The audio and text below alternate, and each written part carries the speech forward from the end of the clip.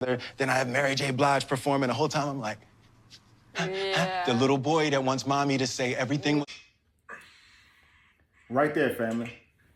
The little boy that wants mommy he's like the little boy who wants mommy to say everything's okay, or get that approval. So here's the kicker. She is not Will's mom, but Will puts himself in a child's position seeking a mother's approval. Why would he do that? See, because at 9 years old, Will Smith saw his father beating his mother, and he felt like he failed his mother. So at that moment, he put himself in a position of trying to be approved by his mother to earn back or somehow, get his ego back, to get that moment back. He let his mother down there, and he's been trying to make up for it ever since. Do you understand that? He actually said this in an interview, that he's been chasing that moment. So again, he chases moments. He chases approval. That moment had passed. In fact, he was 9 years old, and he literally recreated it in his mind and continued to chase forgiveness and approval through that moment by getting his mother gifts, by doing kind things for his mother. And he said behind the scenes, secretly, it was to make up for all of that. By the time he actually reveals to his mother what he had been going through, she tells him, Will, it was never up to you to defend me. What is expected of a 9-year-old? You never had to carry this burden. He took that burden upon himself and carried it on his own. And what Will did is his mother first inspired him to be someone who he wasn't, to be greater, to be better than who he was that day. He's somebody who watched his mother get physically injured, assaulted. And so now he wants to be better than he was that day. And so chasing his mother's approval made him better. So what did he do? He married another woman who would never give him the approval that he needed, and he could chase her approval and continue to grow. Do you understand, family? He said, when I got cheated on at 15, I made a decision in my mind that I'm never going to get cheated on again. And the way I'm going to do that is to become the biggest actor in the world. He becomes the biggest actor in the world, and his wife still don't give him validation. He doesn't leave her. He doesn't see that that's not a good relationship to be in. He continues that relationship and continues to jump through hoops to try to seek her validation by any means necessary. She won't give. Rise and shine, beautiful beings. All right, look, guys, today we're going to attempt to wrap up our deeper look into Will and Jada series. This is potentially the third and final video. Today, guys, we're going to look at these videos through a different eye. It's going to be to see ourselves in Will and Jada, family. I believe that they are revealing us to us in their struggles or in their journey, so to speak, family. So there's an ancient idea, and the idea is so ancient, in fact, it is written in Sanskrit, which is the oldest written language in the world. Okay, so guys, their idea is they who experience the unity of life, okay, the unity of life, sees themselves in all beings and all beings in themselves. So they look at life with an impartial eye. That's what we're going to attempt to do today, guys, with no judgment. I want us to see our lives inside of Will and Jada, okay? Now, this is going to be a very interesting video. I believe it's going to be the best outlook, or what I call in-look, because what we're truly seeing is ourselves, okay? That quote, family, comes from, or is coined to, Vishnu, which is one of the gods, of course, in the Hindu Bhagavad Gita. Vishnu represents pretty much all things. Vishnu represents the dancing in the world, so to speak, the action. Vishnu represents the props, the stage, the actors, the audience. Everything that is everything is Vishnu.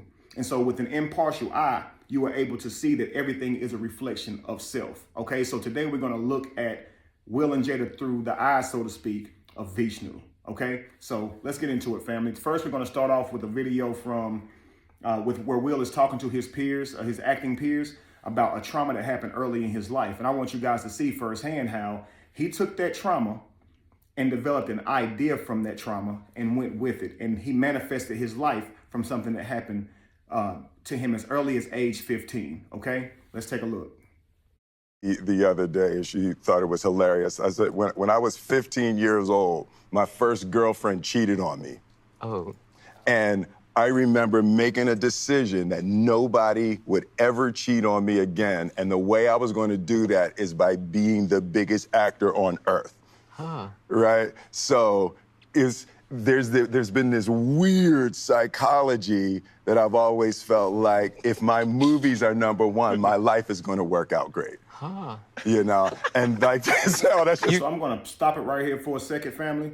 Now, before we go into what Will just said, I want you guys to see this similar thought that we are expressing now in the what we call the red pill community, okay, or in our world today.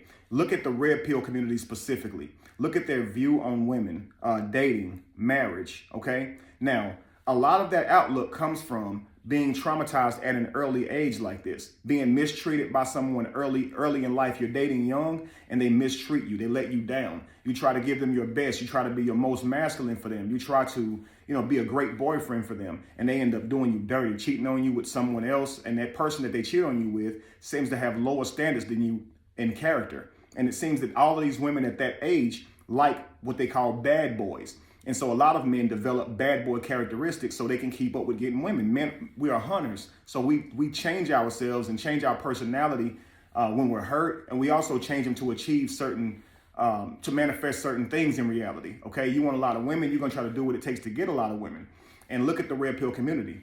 Doesn't it coincide? The idea is become a high value man. What that means is a man who makes a lot of money. And the idea is if you make a lot of money, you pretty much can have whatever life you want. You understand? And that's just not true. How many times have you seen famous, wealthy men still get cheated on? It doesn't make a difference, family. Relationships are about the individuals in them. So if you believe in your mind that if I accumulate all of this wealth, all of a sudden I'll find true love, or I won't get cheated on, or I'll get respected, or I'll be valued for real in a relationship. Not necessarily true. It is based on who you share that relationship with, okay? Relationships are created. It's not built on what you have. You understand?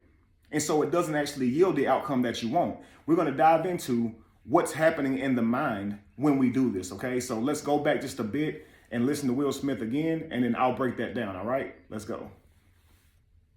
The other day, she thought it was hilarious. I said, when I was 15 years old, my first girlfriend cheated on me. Oh. And I remember making a decision that nobody would ever cheat on me again. And the way I was going to do that is by being the biggest actor on earth. Right? So there's been this weird psychology that I've... Weird psychology. Actually not that weird. It is very common, okay? That psychology is called false dichotomy, okay? It is something that you tell yourself. Doesn't make it actually true, okay? So family, a dichotomy is something like either we go to war or we don't. These are true, okay? You either go to war or you don't. A false dichotomy is we either go to war or we are cowards amongst our peers. That's not true. And seeing if you believe that, what will you likely do? Go to war because you don't want to be a coward. Like, you know what, Mom, if you don't get me these new shoes, I'm not going to be popular at all in school. I'm going to be picked on. Mom, if I wear these cheap shoes to school, I'm going to be the biggest clown. I'm going to be the biggest joke in the whole school. Not necessarily true. And these false dichotomies are what cause us to create certain aspects of life. If we would deal with these, we could break the cycle. But a lot of this is the reason why we create these cyclic type of events in our life. So take here, for instance, he says, I'm going to become the greatest actor in the world. And he developed this idea through being cheated on. Now, of course, you don't want that to happen again. You don't like how it feels. So how will I make this not happen again? Not be a better boyfriend? Heck no, because he's already probably tried to be a great boyfriend.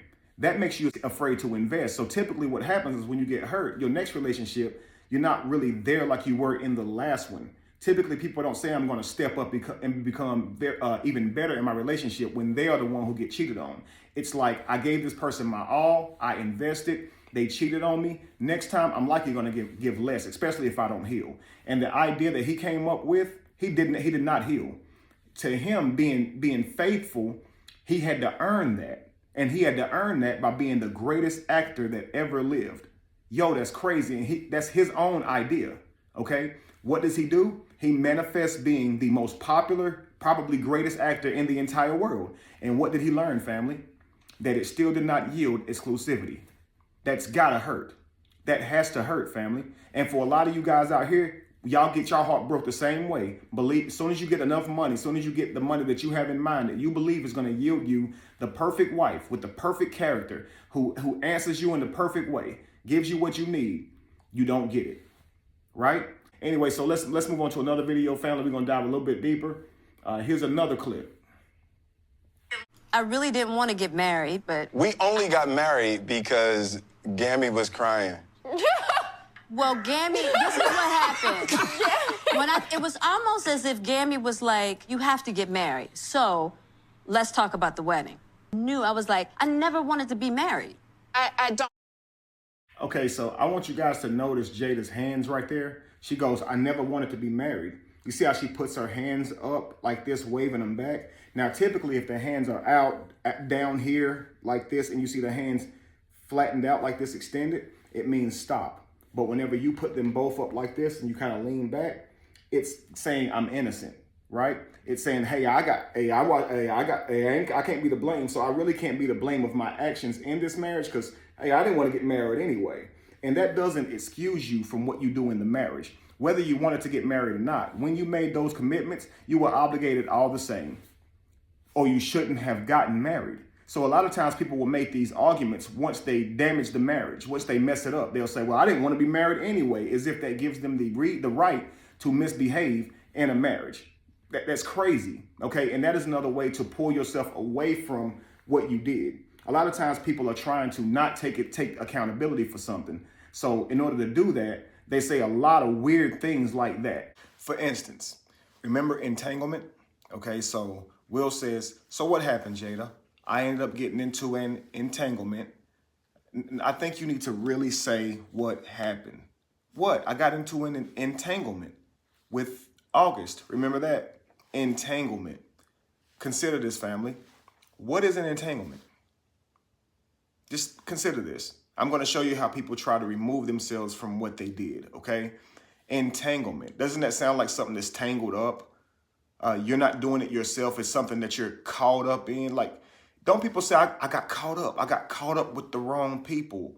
It's to alleviate yourself of guilt somehow by putting it on someone else. I got caught up. I got caught up. But it's crazy because you're kind of telling on yourself. It's just like you would tell somebody, see, you got caught up. You're going to get caught up. Because one day what you're doing is going to come back to you, right? But what will happen is you'll say, I got caught up as like an excuse, like a way to remove yourself away from it. I didn't go choose this thing myself. I got caught up. So she says entanglement. So it wasn't something I chose. I was kind of intertwined in this thing, bound. It captured me. Think of like a bear trap, or like, how like the hunters will have like the rope on the ground under the leaves, and you go to the trap or the thing that the decoy, the thing that the person wants. And when they go to get it, or the animal wants, and when they go to get it, it grabs the animal and pulls it up. You see this on a lot of movies where the man's hanging upside down now because his leg got caught in the rope. Entanglement. So just imagine, the wife catches the husband with his leg upside down because she set a trap for him because he'd been cheating on her with the next door neighbor. She want to see if he really gonna go back over there. So she set some ropes, right? So she come back over there, see him upside down. She asks, what you doing? I'm in an entanglement. Why are you over here? You chose to come over here and do this. Don't try to treat it like, you just happened to fall into this thing like it had you. She calls, having an intimate relationship with someone who's a lot younger than her son's friend, has an addiction, and she calls all of that an entanglement when really she had to be attracted to him, right? She had to want to do the acts that she did with him, otherwise she wouldn't have done them. So she chose to do these acts. So instead of being accountable to it, saying, I was wrong for doing that, instead I was in an entanglement. Instead of saying blatantly, I was in a relationship with August, she'll say, I was in an entanglement. It was something that I was caught up in. Again, removing self. Okay, so always keep in mind when that happens. So her body language is saying, I never wanted to be married. And she's washing her hands of it. Hey, it ain't me, right? Now let's continue to watch. She starts off saying, I didn't want to get married. Will interrupts her to say that the only reason we got married is because Gammy or Jada's mother cried about it, okay? But let's continue. I remember feeling very strongly and wanting you guys to be married. I do remember that. Yes. But I don't remember your rejection of the idea of marriage. You hear that? Now, this is her mother talking to her. And instead of telling her, Jada, you didn't say that, Instead, she says, I don't remember it. So she doesn't want to tell Jada that you didn't tell me you didn't want to be married. You're saying that now, but you didn't say this then. I remember you didn't want to have a big wedding, but she says, I don't remember you telling me that you had a reluctancy with getting married. I don't remember that at all. But that is saying that I don't share that reality with you, Jada. Now you're saying that you didn't want to get married as if it's crystal clear to all of us. And you're saying you told me, but what I'm telling you is I don't remember that. And she's telling her this on national TV. Like, I don't remember you telling me that. You're not about to put it on me and say, I made you get married. You didn't say that. It was really about the type of wedding, okay? But why would Jada do that? But let's continue. I remember the rejection of the idea of a wedding. I didn't want a But wedding not either. She didn't want it, I was yeah. like, I don't want to get married. And now Gammy done gone to Will crying about, I don't want to have a wedding. And now I'm being forced to have a wedding. When really, I just wanted it to be the two of us on a mountain because I was like, this is serious business. Yeah. Now, I just wanted it to be the two of us on a mountain because this is serious business. You wanted it to be the two of you on a mountain doing what? Getting married? Like, you see, I didn't want to get married. I don't want the wedding either. I just wanted it to be two of us on a mountain because it's serious. Like, you want there to be two of you on a mountain because it's serious, but you're also saying you didn't want to get married. It sounds like it's more so you just didn't want a huge wedding. Okay, that's what it sounds like because, again, it seems that she retracted a bit here. She said, I don't want to get married and I don't want a wedding. And then right after saying that, she goes, I just wanted to do it privately, a smaller wedding, me and you at the top of a mountain because it's serious. Okay, but again, why are you using this this idea that you did not want to get married? Why is that something that you're saying 25 years after the fact, as if that gives you a right to not be a wife in the marriage because, hey, you didn't want to be married anyway, okay? But let's continue. We're back at the red table with Will because episode 1 was not enough. So we're going to continue the conversation. What was your hardest time in our marriage? I think the turning point in our relationship for me happened when I turned 40. Mm-hmm. That's when I had a midlife crisis. Yeah, your 40th birthday was my low point. The day after her 37th birthday, I hired a team to orchestrate her 40th birthday. I hired... Now, guys, before I continue this video, I went through this video the last time, but I'm going to go more in depth. So first, I want you to notice that Will starts this off with a question. What's that question? Look. We're back at the red table with Will because episode 1 was not enough. So we're going to continue the conversation. What was your hardest time in our marriage? See, Will asked this question. What was your hardest time in our marriage? So, see, because he's setting something up here. What I want you guys to see is while we're discussing if Jada is a narcissist, I want to show you guys where Will is vibrating right now, okay? So Will has been going through all of these things behind the scenes with Jada, okay? He's been embarrassed behind the scenes, and finally, he's coming on to the red table to have these discussions about what he's been embarrassed about, okay? These infidelities, these things that's been going on behind the scenes. Here's what I believe Will is doing here. Exposing Jada. He asked this question about her lowest point so he can reveal his.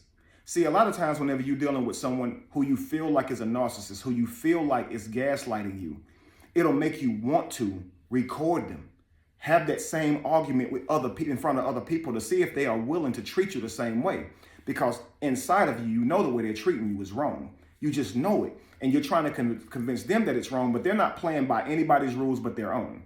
So if you try to feed them logic that shows them they're wrong, they're going to act in such a way that doesn't validate anything that you're saying. So you will feel like you're talking to a psychopath, okay? And so what I believe is a lot of these things Will has coped with, but now he has an opportunity to kind of display some of the arguments or disagreements that he and Jada has had. And I believe that he wants us to see what he's going through. Now, I'm going to show you why. It's all in his body language. It's in his demeanor. And I want you guys to see exactly what's happening, okay? This doesn't make Will a narcissist. It means that he is hurting and he is now beginning to fight back. And this is the only way he knows how to fight back. It's passive aggressive. Remember when he slapped Chris Rock and he walked away with a smile on his face? Notice every time he says something that is semi-serious, he laughs it off, okay? And so this is a way to go to war with you, but it's almost, it's passive aggressive because the smile on your face convinces the other person that we're really not at war, but psychologically we are at war. But I'm smiling, so it really doesn't seem like we are. Like I'm hiding, I'm suppressing my true nature with this mask of a smile, okay? And so it's really hard to see the intent of someone who you're at war with when they're being very passive aggressive like this. A lot of times they'll say very mean things and cruel things to you, but they'll say it with a laugh, and you have to be forced to be sitting there like and laugh it off. And if you confront it, then you messing with their sense of humor and not letting them be themselves. They'll switch it up on you, okay? But I want you to see that Will is hurting here, and he wants us to see it. He's literally telling on Jada. Watch this. I think the turning point in our relationship for me happened when I turned 40. Mm-hmm. That's when I had a midlife crisis. Yeah, your 40th birthday was my low point. The day after her 37th birthday. Family, did you see Will's face? Like, yeah, it was my low, like he's looking into her like, your 40th birthday was my low point. Like, look at how he's saying this, right? I'm about to expose you because I've told you that you was wrong. You've never apologized for this. And you know how sometimes we be like, ain't nobody in the world who would say that? Like, why would you say something like that? And the other person just pretends like they don't know what you're talking about. You're sitting here mind blown trying to put reality back together because they done gaslighted you to the point to where you're confused about everything. And really the only response you can make is, who would say such a thing? I don't know anybody who thinks like this. And this is what you're trying to relay to the person who just said to you, but they like, I don't see nothing wrong with what I said. And you're trying to convince this person that they're wrong, but you can't really expose them to someone else because it's just you and them. You see what I'm saying? So a lot of times if you say something to them like, hold that thought, let's bring someone into this conversation, they won't want to do it because they know they're gaslighting you, but they're going to keep on playing you.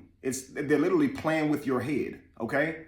But anyway, look at his face again as he looks at her. Watch this. You see his face? Yeah, your 40th birthday was my low point.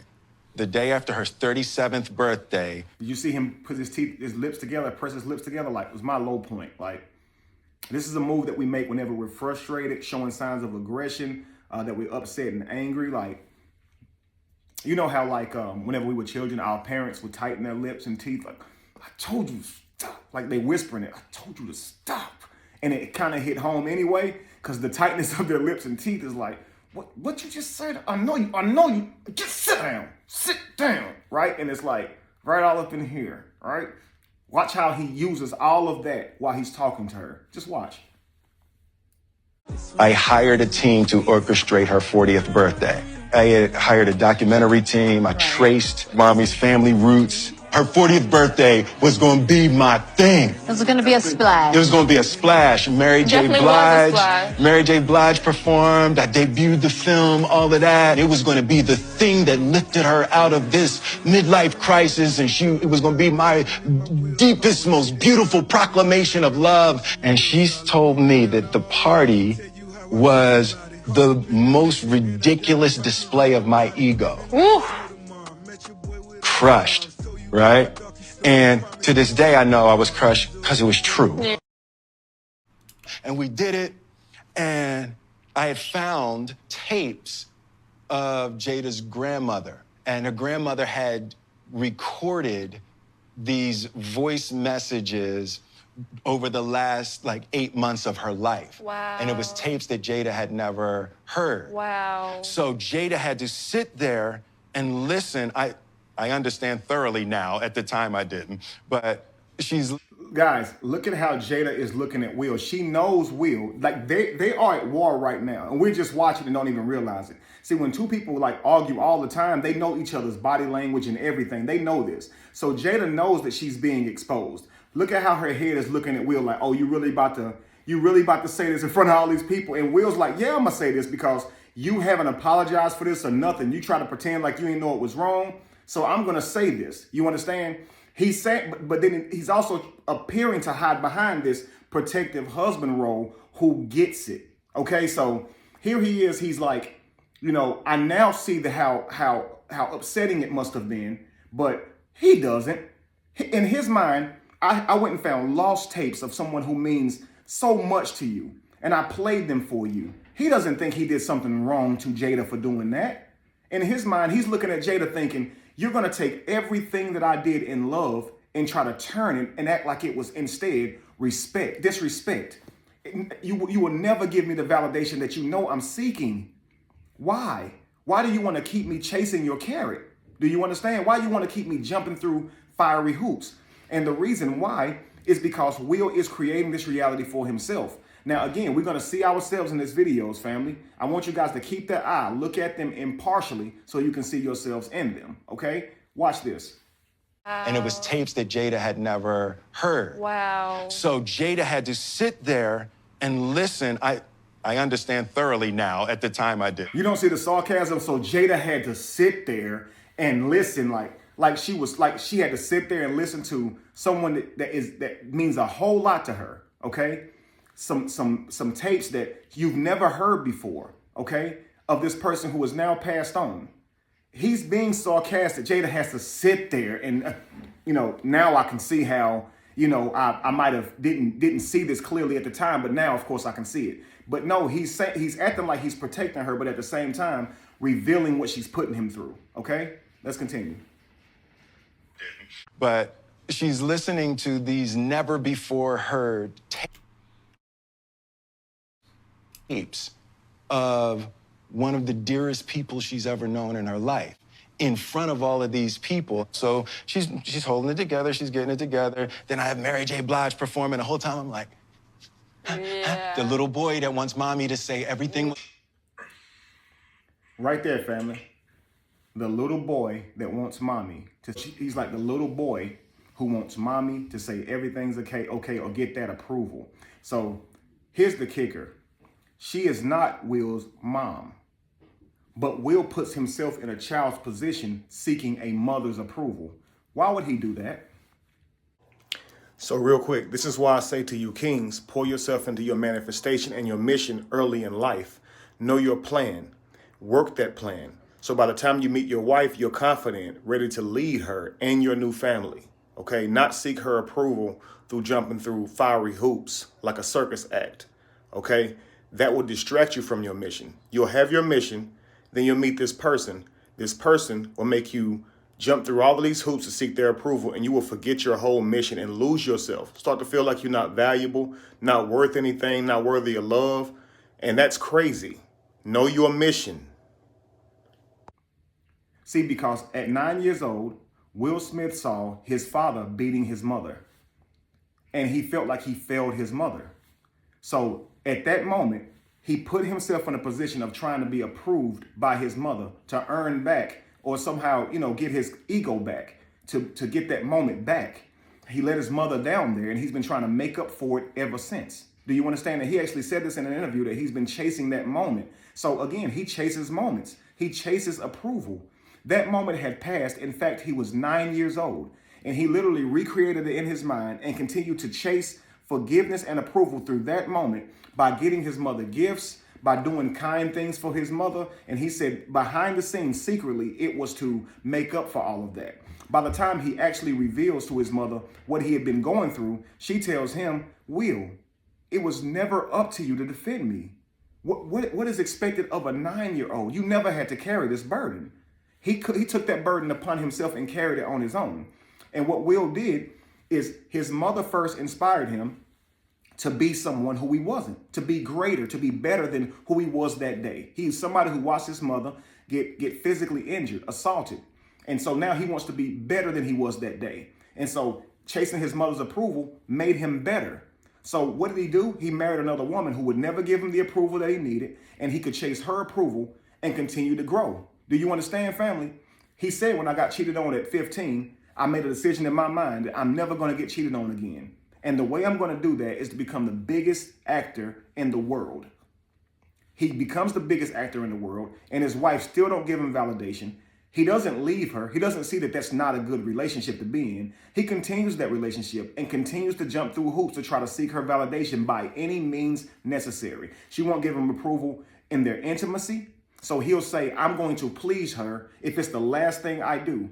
He won't say, look, this person and I obviously are not seeing eye to eye anymore. maybe our paths intimately have came to an end. Our journeys have came to an end. Instead, he continues to chase this thing because at the end of the day, he's creating new endeavors, new goals for himself. See, be the biggest actor in the world. Now he's saying, I'm going to please Jada if it's the last thing I do. That has evolved now into him slapping a man on the stage, being suspended now for 10 years of the Oscars after he has already resigned from the Oscars. His reputation being ruined in the eyes of many people. Now, even though it's a mistake, and it's literally just a mistake, but because of that mistake, people have now split and they're now seeing him as just a bad person. Okay, and they're giving him a really hard time, and they won't. We have a hard time allowing people to make their mistakes and grow. But before I hit play, what I'm going to do is I'm going to give Will Smith a bit of credit here. Okay, Will Smith is a person who did show us that he never stopped being masculine. So even when he was hurt at 15, he didn't say, well, I'm going to stop, investing in these women. I'm going to stop, being masculine. I'm going to stop complimenting and opening doors. I'm not giving my all anymore. He didn't say that. Even in his relationship with Jada, he's not getting what he needs from her in terms of validation, but he still hasn't stopped being masculine. This is one of the things that I always try to encourage us as men to do. Always be masculine. Always. Don't ever be emasculated by someone else's actions. If they don't validate you for opening the door, that's fine. That shows who they are. Don't you stop opening doors, okay? Because you being masculine keeps you masculine. You understand? Like, you got to practice to be masculine. A lot of times we get our confidence killed early in life when things happen. So we say, I'm not approaching women anymore. I'm not opening car doors. I'm not paying for the first date. And so we develop all of these ideas that are telling us that this is protecting ourselves. You understand? But in reality, that's emasculated, okay? It's the same thing when a woman says, I'm not going to submit in a relationship, okay? She is not being feminine, okay? And now she may be doing that to protect her vulnerability. But the fact that she is not willing to submit and support wholeheartedly in a marriage tells you a lot about that, okay? Anyway, let's try to get back on topic here and continue here. So anyway, again, he tells, back to what I was saying, he tells the camera here, or tells us that he's this little kid, and you can see the excitement on his face, this like a little kid seeking approval, and I still didn't get it. And again, Will, she is not your mother. She is not your mother. Now, here's the kicker. Don't ever put yourself in a subservient position to a person in the role of a child. This appears to me that it's more of a codependency here. A narcissist and a person who literally needs narcissistic treatment. It's wild, family, but he grew up around abuse. And a lot of us who grew up around abuse, we recreate that same abusive reality for ourselves. We don't call it abuse, but we call it treatment. We develop a high tolerance for toxicity, and we create that in our life by a lot of times by the people that we put around us. Do you understand? I'm going to play this, and this is just a quick jolt to Will to kind of snap out of it, okay? Here's a video that Will said himself, and I just want him to hear his own words for a moment, okay? Here we go. Look at your last 5 text messages. Are those people feeding your flames or dousing your fire? Put your phone down for just a second and look around. Look to the people around you. Are those people throwing logs on your fire or are they pissing on it? The people that you spend time with are going to make or break your dreams. Everybody don't deserve to be around you. You got to defend your light with your life. Now, look, family, this is what I mean by staying in these negative situations and growing from them, okay? Will Smith is in a situation where he is struggling in his relationship to try to get what he needs from that relationship. But in that, look at what comes out of him. That's powerful. I'm guaranteeing you that right there came from some of the inadequacies in his relationship. There's another one that he came up with. You make yourself happy. No one's responsible for making you happy. That is your responsibility. Keep in mind, family, didn't he say that Jada once cried every day for 2 months straight?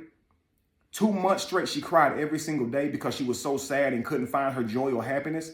Can't you see how this would birth into Will that beautiful quote, that truth, that you are responsible for your own happiness and no one can make you happy? Because in those moments, he was trying to make her happy and realized that you can't.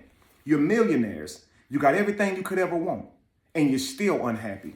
And that's likely because of what you're creating in your own mind. Happiness is nowhere out here in reality. You will not find happiness ever if you go looking for it. Happiness has to be created, family, and that is inside of you. Happiness exists nowhere else but inside of you. And Jada is caught in between this dilemma where she's not happy. She doesn't know how to manifest her happiness, so she's looking for everyone else to try to manifest her happiness. When they make attempts to do so, it doesn't make her happy, so she punishes with punitive treatment. Watch this, family. Jada tells him that the party was the most ridiculous display of his ego. Why? The party doesn't make Jada happy. Happiness does not come from things, family. These things are only conduits to our own happiness. Here's what happens for Jada, or here's what happens for us when we get happy. Dopamine goes to the brain. Whatever Will Smith is doing is not creating that chemical outburst for her. So when she doesn't get that and she's not happy, what happens is Will gets the punishment for that. And Will likes it. I know he appears to not like it, but look at how much he victimizes himself. Look at how much Will lives in the drama of what he's been through. For some reason, Will is manifesting these things because Will is a victim, y'all. Look at how he's standing whenever Jada has the camera on him. Holding his arm, pacifying his elbow, becoming smaller. He's like 6'3". Jada's like 5'2" or 5'3", small, very small woman. She's holding the camera towards him and he's shrinking. He became a victim at 9 years old when he said it was my fault. I didn't stand up for my mama. He's victim. Nobody told him this. He developed this on his own. He became a victim on his own. Look at how he told these men this. Look, I told my mama this story and she thought it was very funny. But at 15, I got broke up with. At 15, you got broke up with? Okay, here's the small violin that I'm about to play for you. Okay, do you hear it? Nobody cares. And it's not that nobody cares, it's that everybody has been through these things. Will represents us all. To us, guys, the things that we go through, it seems like nobody else has gone through them. But the kicker is, family, these things are happening all around us every single day. We all go through these things, but we develop different outlooks through them. This is how we are reflections of each other. Do you understand? Will Smith has made himself a victim. And as the Bible says, as a man thinketh, so is he. Last time, guys, I said that, and a lot of you guys said, well, if you don't believe in the Bible, I guess as the inherent word of God, as all the characters in it are true, why quote it? I quote different books, family, and different ideas and frames of thought because I simply believe like this. Quran, Bhagavad Gita, Vedas, the Bible, all of these books, family, they are a collection of our greatest and lowest ideas. Us at our highest vibration and us at our lower vibration. So there is truth in it, but it's not true narratively, okay? The narrative isn't true, but the quotes and some of the proverbs and things like that, well, all of the words that we put in there, it comes from our most archaic, vicious, savage ideas and some of our most beautiful, loving ideas are all placed in all of these books, and it's kind of like canonized. So I love reading all of this content because we have had some amazing thoughts, and these is ancient type writings. And a lot of the thoughts we have today in our philosophy, we see them as beautiful, but we don't realize a lot of it comes from way back then, family. So for a lot of you guys who say, Kevin, you quoting the Bible, what I'm going to do for you is I'm going to go 3,000 years before the Bible to the Bhagavad Gita, okay? Well, Krishna actually said a guy is made by his belief. As he thinks, so he becomes. Now, 3,000 years later, because of course Hinduism is 3,000 years older than Christianity, the words were written in this book, the Bible, okay? Or the words were placed in these books. But it was written first here as a guy is made by his belief.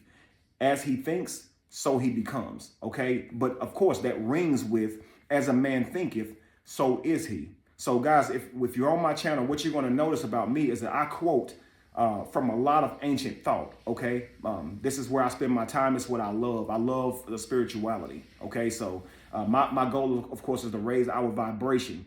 And I believe that you can't be partial when you're doing that. You can't be biased when you do that, all right? So, all right, guys. So again, I believe what you're looking at is a man who is broken, not being able to get the validation of his wife. And so let me show you this one clip right here. Of course, remember here in recent news where Jada supposedly said that Will slapping Chris Rock was an overreaction and how she wishes he didn't do that. And she's not a woman who needs protection. Before I dive into that, let me play you guys this video, okay? Watch this. Here is an angle most people have not seen. Look at Jada's reaction.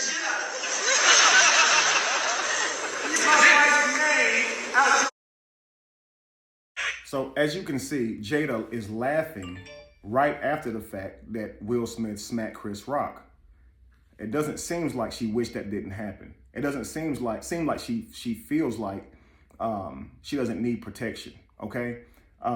Or that it's an overreaction because she's literally laughing at it. She doesn't seem appalled by what Will did, worried about what he did, concerned for Will at all. They're still laughing.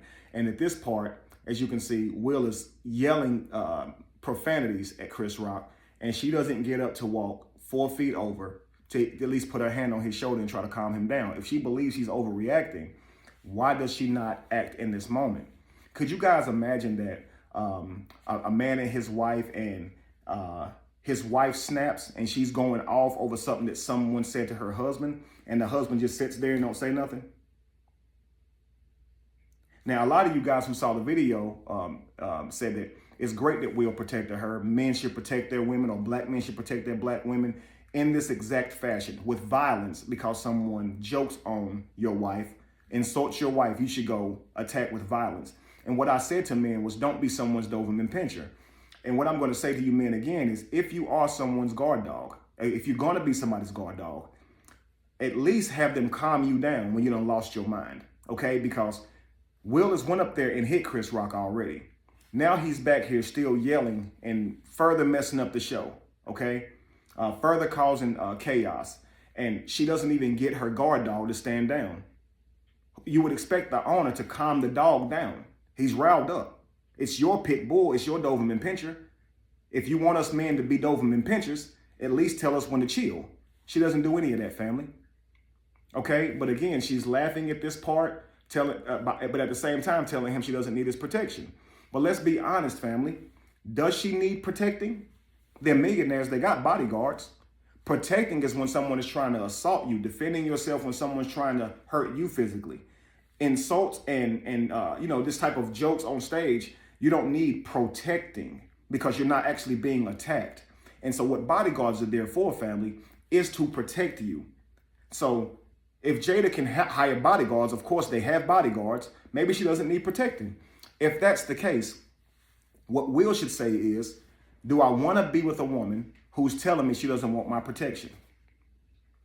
Because if I'm a man who wants to protect, if I'm a man who wants to provide, if I'm a man who wants to treat my wife in this way, and she's telling me that she don't value those things, should we just separate? Again, he wanted her to be proud of him like a mother would be their child, okay? Over a party, he said he put himself back in the child's position. She's not your mother. But what you do need to decide is this: if she's not going to validate you whenever you make efforts of love or do acts of romance towards her, is that a relationship you want to be in? You can't force them to do it, family.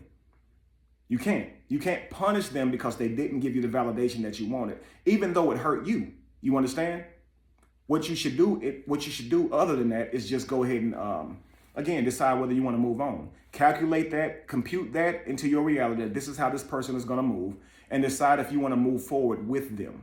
Okay, instead of going through the drama with them. Because when you go through the drama with them, you're beginning to compete. You know what I'm saying? Like, a lot of couples get caught up in who is right and wrong about this and that, and they'll argue over trivial things. And I think that's what we're seeing. You understand? Again, on the video where Will is telling Jada that she told him that it was the most ridiculous display, he goes, she said that it was the most ridiculous display, and he's toughening his mouth up, tightening his jaws and lips the same way. Again, he's angry about that still. He hasn't let that go because it hurt him. He went through a lot. You know what I'm saying? And so to be told that 3 years of preparing for someone else's birthday is your ego trip, that's got to be detrimental to your psyche, family. When you're trying to do something to lift somebody else out of what you call their midlife crisis. You see them going through something. Again, she cried every day for 2 months, you know? That's longer than than rain fell from the sky during Noah's Ark, family. You understand? Like, that was 30 days and 30 nights. She done let more rain fall than God. You understand? And so now he's to the point to where, look, I can't dry your eyes with none of my actions. Obviously, it's never good enough. You're always telling me that it's never good enough. So it's like, instead of saying, you know, I'm done with that, I'm done with you puppeteering me, he instead continues because, again, something about this treatment, Will is remanifesting. Okay, he's reprojecting it out. You understand? Let's see here. There's another video I wanted to see here. This is a beautiful moment, and I'm not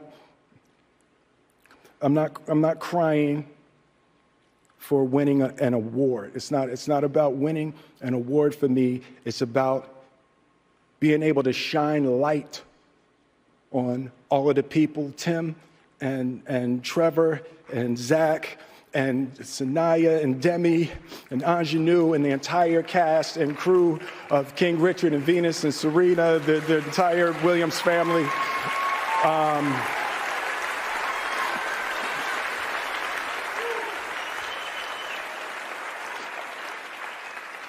Art imitates life. I look like the crazy father, just like they said.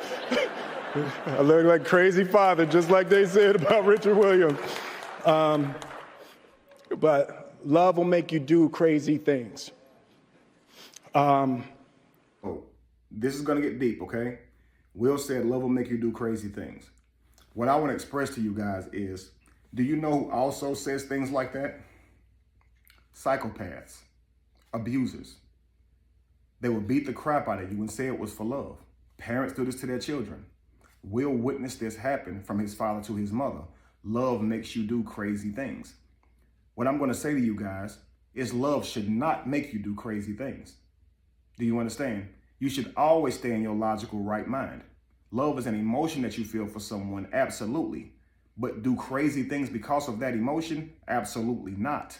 Love does not mean that you own a person. So if they hurt you, you don't have a right to hurt them. In terms of if they cheat on you or break y'all's covenant, it doesn't give you a right to physically hurt them. You don't own them. Too many men end the lives of their wives because they cheat. Too many wives or women end the lives of their men because they get cheated on. And you do not own a person.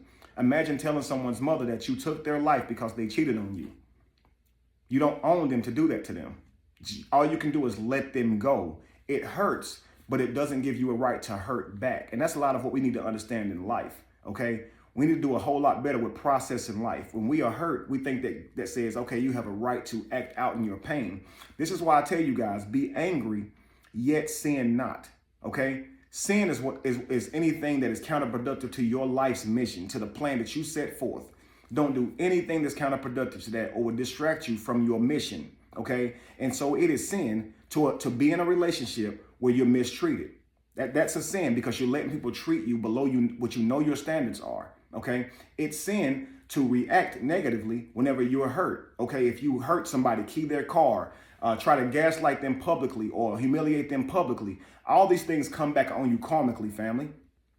They ultimately hurt your mission and distract you from your purpose, because what it does is it distracts you from your purpose to now make them your purpose, hurting them back, letting the world know how much you were hurt. All of these types of things become your purpose, okay? And it's a distraction. And so don't let people do that to you.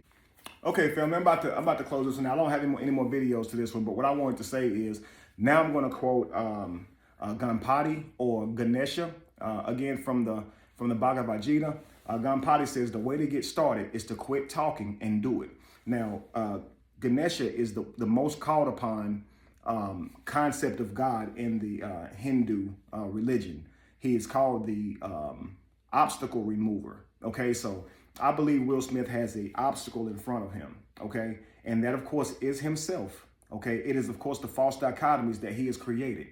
It's him needing to be approved of. It's him taking this childlike role to life, this victim-like role to life, instead of taking charge of it, okay? And so what I'm going to tell Will to do is stop talking and start doing, okay?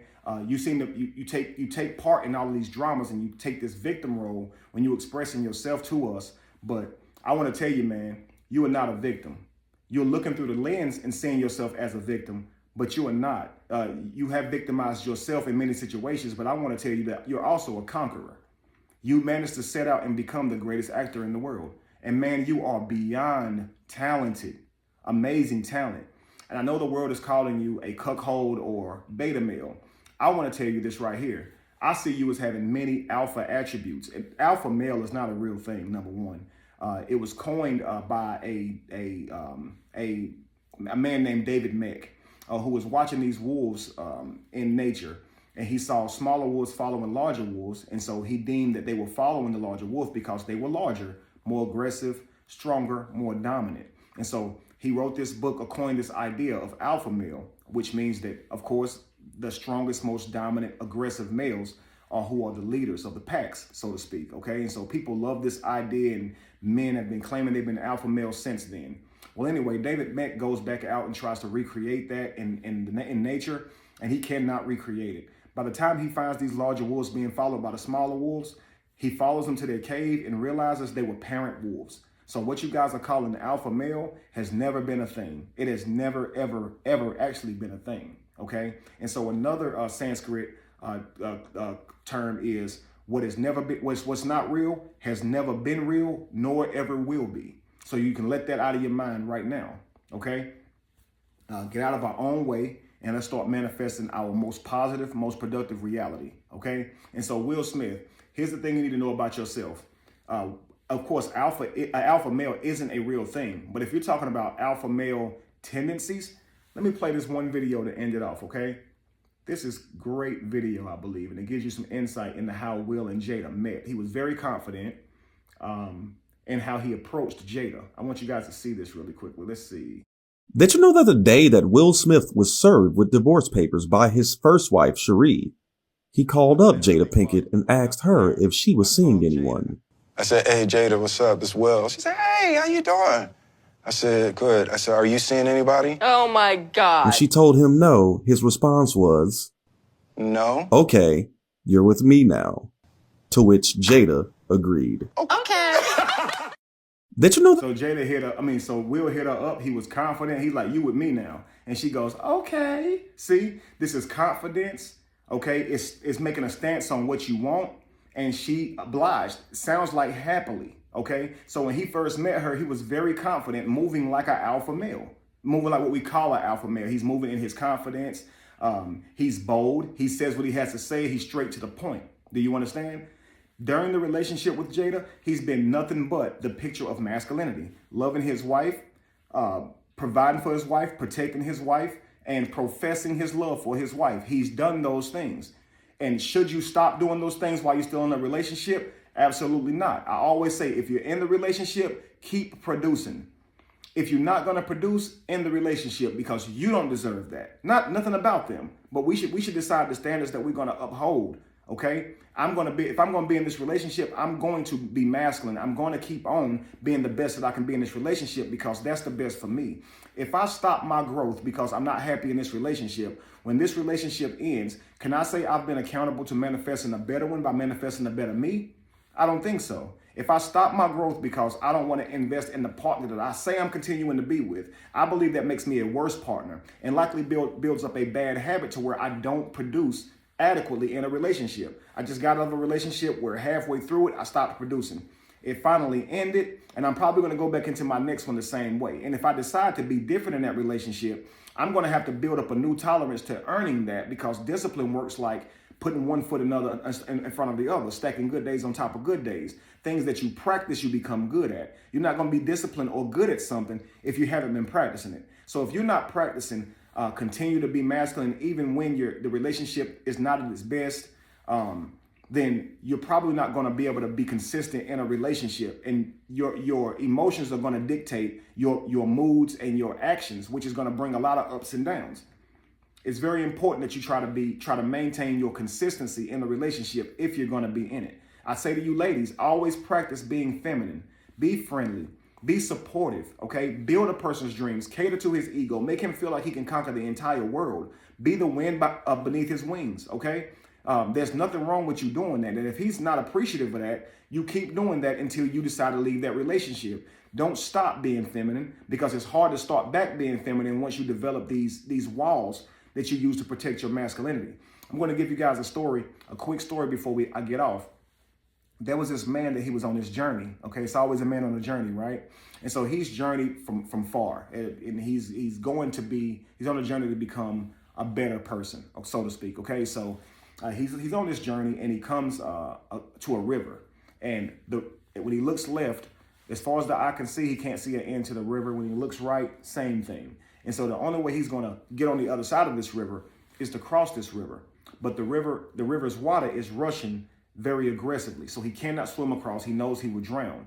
So what he does is he begins to build a canoe. Now, he doesn't know how to build a canoe at all. He has to manifest a new version of himself, a new skill to himself to be able to get over this next obstacle, okay? So he begins to take branches and twine or vine and wrap the canoe up, and he tries over and over and over until he builds finally a successful canoe. He became better in that moment because he took the time to build that canoe. And now he has a new skill that he never had before. So he hops in the canoe and he canoes to the other side of the river. Safely, he makes it, okay? Now, on the other side of this canoe though, on the other side of this river, forgive me, there's trees, okay? And these trees are very narrow. There's no space really between these trees. So as the man looks, he says, man, I really want to take my canoe, pull my canoe with me behind me so I can use it at another river if I come to one. I don't want to have to take the time to build another one, okay? And so he tries to pull it through the trees, but he realized that he couldn't. He had to leave that canoe, okay? What that story is saying, family, is that the mechanism that you create to get over one obstacle, don't get addicted to that mechanism and let that be your character going forward. How you got through that situation doesn't mean that's how you get through them all, okay? The man wanted to take the canoe with him the rest of the way because he got over an obstacle by coming up with this new person, okay? By coming up with this new solution. And a lot of times, family, if you have to become violent or aggressive to somehow defeat an aggressive person, you may move forward in life aggressively because that's what got you through your last situation. But you have to realize you can put that aggression down. You don't have to carry aggression with you throughout all the trees, because when you start moving throughout all the trees, that aggression, that thing that you used to get over that last obstacle could be the very thing to burden you and slow you down, okay? And so that's why I want to tell, that's what I want to tell Will. Will said, hey, in order to prevent this from happening again, I have to be this way. And so for him, he's learning that being the greatest actor is not going to yield him this certain outcome. Now that he knows that, what are you going to do? Now that you know that you have a wife who is going to act the way they're going to act, you can't make them be any kind of way. You can't reason with them. They're going to think how they want to think. They're not going to line up with what you created in your head as a child that your marriage would look like. And you can't keep victimizing yourself. You have to, at some point, make a decision as a man. Either you're moving on or you're going to press on with this person. And if you are, stop complaining. It's crazy. Do you understand? And guys, I'm sure we can see all of us in this, family. Many of us have these same type of ideas, these same outbursts and things that happen in our relationships, and we keep manifesting them. We stay with the people, or when we leave them alone, we keep vibrating to other people to us that's on that same level, who are going to do the same things. Until you be accountable to your next best self, you will never vibrate your next best self to you. And this should show you that becoming a better person is not in your net worth. Do you understand? That's only one facet of life. But the Matrix, family, is fake. Money is not real. You can't get tied up into thinking that your money equals you or equals what life will yield you. Your karma is always going to be based on the actions that you put out into the world. As a man thinketh, so is he. Not his dollar amount. Do you understand, family? All right, family. So hopefully you guys got something out of this. There may actually be another one. Who knows? But I'm going to keep trying to enlighten us all through these blunders, so to speak, okay? Or through these events that have seemed to taken place, all right? First of all, I want to say, Will, you can bounce back from this. Jada, I believe that you can too. You know what I mean? So, but I do believe that you guys got some decisions to make, okay? I could go deeper into certain things that I saw in these videos, but I'm going to save that until the next time. So let me just say there will be one more breakdown. There were some things that I was going to make points on, and I don't have those videos loaded here, and I thought I did. So what I'll do is I'll continue. I'll probably load it tomorrow or something, so look forward to it, okay? Guys, listen, subscribe to the channel if you haven't yet. Thank you so much. If you follow me on, if you subscribe to me on YouTube and you have not yet followed me on Facebook, look me up. It's Kevin Wesley Be The Evolution, okay? Look me up on there, family, and trust me, we're going to have great builds all the time because that's what we're here for, okay? Peace to you.